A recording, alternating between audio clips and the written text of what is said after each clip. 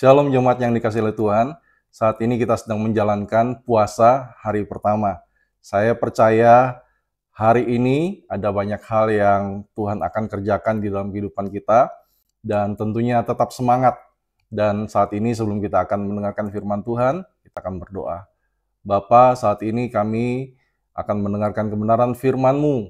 Kami mau percaya bahwa firman Tuhan hari ini akan memperlengkapi kami di dalam puasa kami di hari pertama. Di dalam nama Tuhan Yesus, Tuhan memberkati semuanya yang berkomitmen untuk puasa di dalam nama Tuhan Yesus. Haleluya, amin. Bapak Ibu Saudara yang kasih oleh Tuhan, di dalam firman Tuhan, manfaat puasa itu tertulis, dan ini yang pertama kita akan pelajari di kitab Imamat, Bilangan, bahkan Esra juga mengajarkan kepada kita bahwa puasa itu adalah cara kita untuk merendahkan diri di hadapan Tuhan.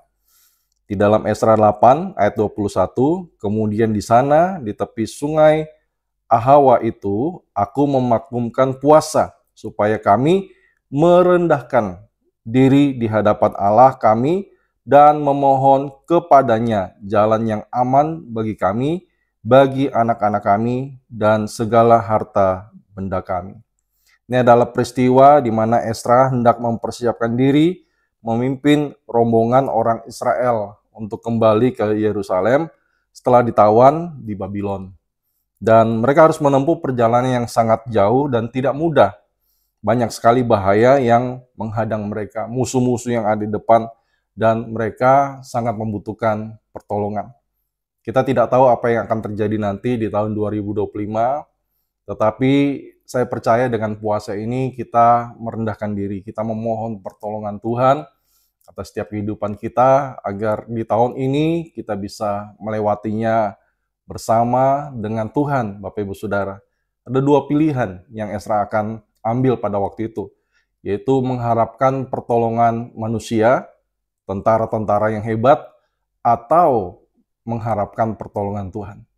Di dalam kehidupan kita kadang-kadang kita diperhadapkan dengan situasi, keadaan, di mana kita mengandalkan manusia, pertolongan orang, ya, ada yang bisa menolong kita, atau kita mengandalkan Tuhan.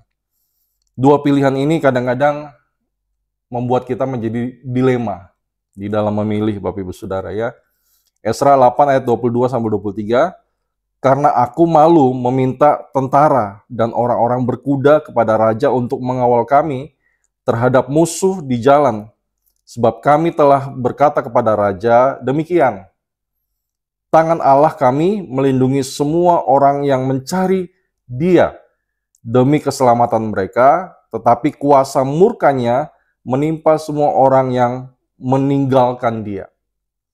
23, jadi berpuasalah kami dan memohonkan hal itu kepada Allah, dan Allah mengabulkan permohonan kami. Jadi Esra tidak meminta pertolongan raja, yaitu manusia. Dia tidak meminta pertolongan daripada tentara-tentara berkuda, tetapi dia minta pertolongan daripada Tuhan. Di dalam kehidupan kita kadang-kadang ya ada orang-orang yang memang kita harapkan bisa menolong kita. Tapi pada kenyataannya orang-orang tersebut bisa mengecewakan kehidupan kita. Firman Tuhan berkata, diberkatilah orang yang mengandalkan Tuhan dan yang menaruh harapannya kepada Tuhan. Tetapi terkutuklah orang yang mengandalkan manusia, mengandalkan kekuatannya sendiri, di dalam Yeremia pasal yang ke-17. Jadi Bapak Ibu Saudara, di tempat ini kita akan belajar pada hari ini tentang merendahkan diri di hadapan Tuhan. Di dalam 1 Petrus 5 ayat yang ke-6, firman Tuhan katakan, karena itu rendahkan dirimu di bawah tangan Tuhan yang kuat, supaya kamu ditinggikannya pada waktunya. Mari kita merendahkan diri di hadapan Tuhan, supaya pada waktunya promosi itu akan datang daripada Tuhan. Tuhan akan mengangkat kita, Tuhan akan membela kita, Tuhan akan menunjukkan kebenarannya di dalam kehidupan kita. Mungkin kita dalam keadaan yang terjepit, mungkin kita dalam keadaan yang tidak baik hari-hari ini. Ketika kita berpuasa, kita memohon pertolongan Tuhan, kita memohon campur tangan Tuhan di dalam kehidupan kita, dan lihatlah apa yang akan terjadi nanti. Saya percaya bahwa Tuhan akan menolong setiap kita, dan kalau Tuhan sudah menolong kita di waktu yang lalu, Tuhan juga pasti akan menolong kita di waktu yang akan datang. Bapak Ibu Saudara yang dikasihi oleh Tuhan, ketika kita mau merendahkan diri ya di hadapan Tuhan, kita tidak akan takut untuk direndahkan orang lain. Tetapi orang yang takut direndahkan, ya namanya mungkin dipakai untuk hal-hal yang tidak baik, ya dia difitnah dan sebagainya. Kalau kita merendahkan diri di hadapan Tuhan, kita tidak takut. Bahkan kita bisa meminta Tuhan memberkati orang itu. Kita minta ampun supaya orang itu diampuni oleh Tuhan. Tetapi kalau kita tidak punya kerendahan hati dalam kehidupan kita akan marah, jengkel, ya kita akan kecewa dan sebagainya. Kenapa? Karena kita tidak merendahkan hati kita. Orang yang merendahkan hatinya tidak akan pernah takut direndahkan, Bapak Ibu Saudara ya. Dan di dalam Yakobus 4 ayat 7-8, firman Tuhan berkata, "Karena itu tunduklah kepada Allah dan lawanlah iblis." Tunduk.